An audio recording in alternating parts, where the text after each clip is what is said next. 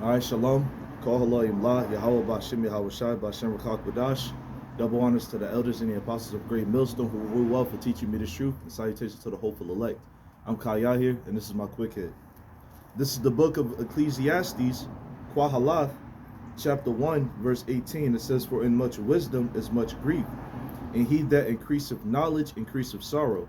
All right.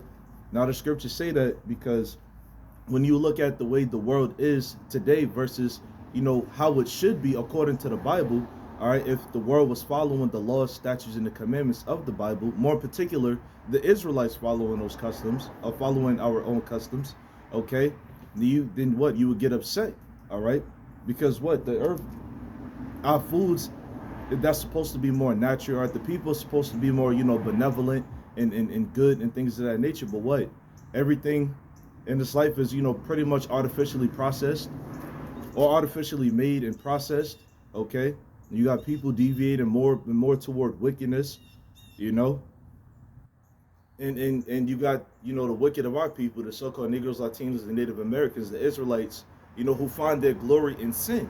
Okay, the scriptures talk about how we made a covenant with death, man. So when we read the scriptures, when we open up the scrolls, okay, and we exercise the law, statutes, and the commandments, by reason of our faith thereof, all right, then what, we get more and more,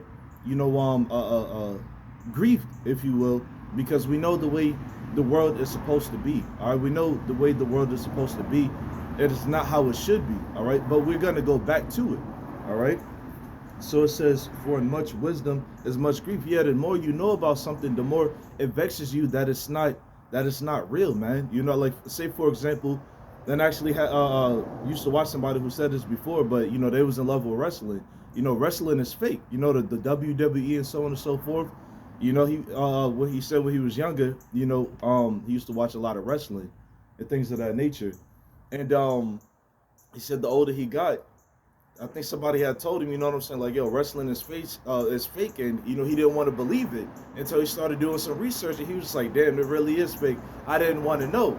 And it's the same thing. It's the same thing in this world. Like, we grew up believing that everything that's set before us is the end all be all, but it's not. It's actually all a facade. It's actually all a bad dream. So when we open up the words of the Lord, when we open up the scriptures, and we find out how things are supposed to be, it vexes us, man.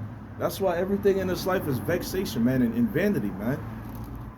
It says, "And he that increaseth knowledge increaseth sorrow." All right, so the more the more grievous, the more of a burden this life is going to be unto us, man.